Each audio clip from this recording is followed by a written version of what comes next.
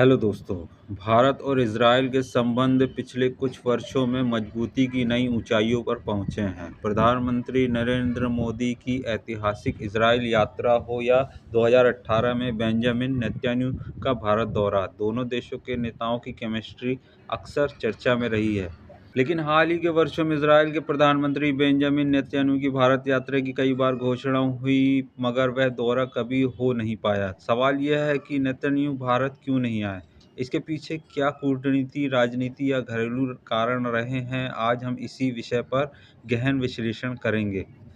सबसे पहले ये समझना जरूरी है कि नेतन्याहू की भारत यात्रा की योजना कितनी बार बनी और टली। 2019 में चुनाव से ठीक पहले एक दौरा प्रस्तावित था।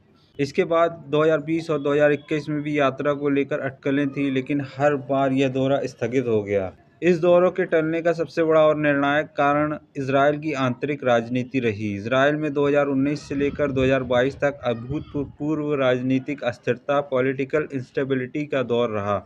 इस दौरान देश में एक के बाद एक कई चुनाव हुए और नेतन्याहू लगातार अपनी सत्ता बचाने या वापस पाने की जद्दोजहद में लगे रहे।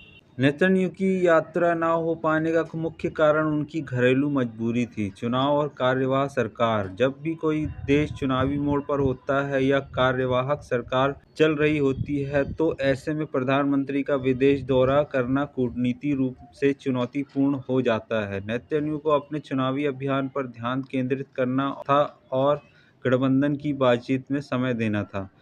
कानूनी चुनौतियां। नेतन्याहू कई कानूनी और भ्रष्टाचार के मामलों का भी सामना कर रहे थे। इन चुनौतियों के कारण उनकी प्राथमिकताएं घरेलू मोर्चे पर टिकी रहीं। गठबंधन की राजनीति। इजरायल की गठबंधन सरकारें अक्सर नाजुक होती हैं। प्रधानमंत्री को हर समय गठबंधन सहयोगियों के बीच संतुलन बनाए रखने की जरूरत होती है। लंबे विदेश दौरे से गठबंधन में अस्थिरता का खतरा बढ़ जाता है। इन लगातार चुनावों और गठबंधन की मजबूरियों ने नेतन्याहू को भारत के साथ द्विपक्षीय बैठकों के लिए समय निकालने का मौका नहीं दिया। यह समझना जरूरी है कि नेतन्याहू का भारत दौरा चलने का मतलब भारत इजरायल संबंधों की कमजोरी बिल्कुल नहीं था। उच्च स्तरीय बातचीत। नेताओं की व्यक्तिगत मुलाकात न हो पाने के बावजूद दोनों देशों के बीच अन्य उच्च स्तरीय मंत्रियों और अधिकारियों की यात्राएं लगातार जारी रहीं। व्यापार और रक्षा। दोनों देशों के बीच रक्षा व्यापार, कृषि, प्रौद्योगिकी और जल प्रबंधन जैसे क्षेत्रों में सहयोग बिना रुके मजबूत होता रहा।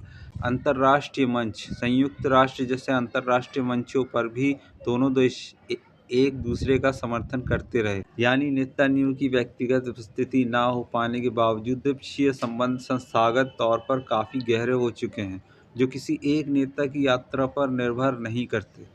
हाल ही के दिनों में नेतन्याहू के सत्ता में लौटने के बाद भी स्थितियां बदली हैं।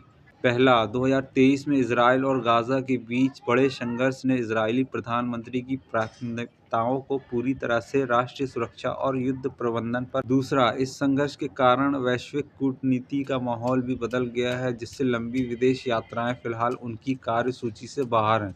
निष्कर्ष। बेंजामिन नेतन्याहू का भारत दौरा मुख्य रूप से इजरायल की घरेलू राजनीतिक अस्थिरता और लगातार चुनावों की वजह से टला। यह भारत के साथ रिश्तों की कमजोरी नहीं, बल्कि इजरायल के जटिल गठबंधन राजनीति की मजबूरी थी। फिलहाल उनके भारत आने की कोई निश्चित योजना नहीं है, क्योंकि उनकी पूरी कूटनीति ऊर्जा मध्य पूर्व में शांति और सुरक्षा स्थापित करने पर लगी हुई है। जुलाई में नेतन्याहू की लिकुड पार्टी ने पोस्टर जारी किया था, जिसमें उनकी तस्वीर भारतीय प्रधानमंत्री नरेंद्र मोदी, डोनाल्ड ट्रंप और रूसी राष्ट्रपति व्लादिमीर पुतिन के साथ दिखाई गई थी। ऐसा घरेलू समर्थन बढ़ाने के लिए किया गया था, लेकिन दिल्ली दौरा कैंसिल होना नेतन्याहू की घरेलू राजनीति के लिए बड़ा झटका माना जा रहा है। इजरायल के प्रधानमंत्री बेंजामिन नेतन्याहू की इस साल तीसरी बार भारत यात्रा टल गई है। इजरायली मीडिया पर रिपोर्ट्स में दावा किया गया है कि दिल्ली में हुए बम धमाके के बाद नेतन्याहू के भारत दौरे को फिलहाल टाल दिया गया है। अब अगले साल किसी नए तारीख पर इजरायली प्रधानमंत्री की यात्रा हो सकेगी, जिसको लेकर आगे फैसला किया जाएगा। इजरायली मीडिया रिपोर्ट्स में कहा गया है कि दिल्ली में हुआ बम धमाका, जो पिछले कई सालों के बाद हुआ, उसके बाद इजरायली सुरक्षा एजेंसियों ने नेतन्याहू के दिल्ली दौरे को फिलहाल टालने का फैसला किया है।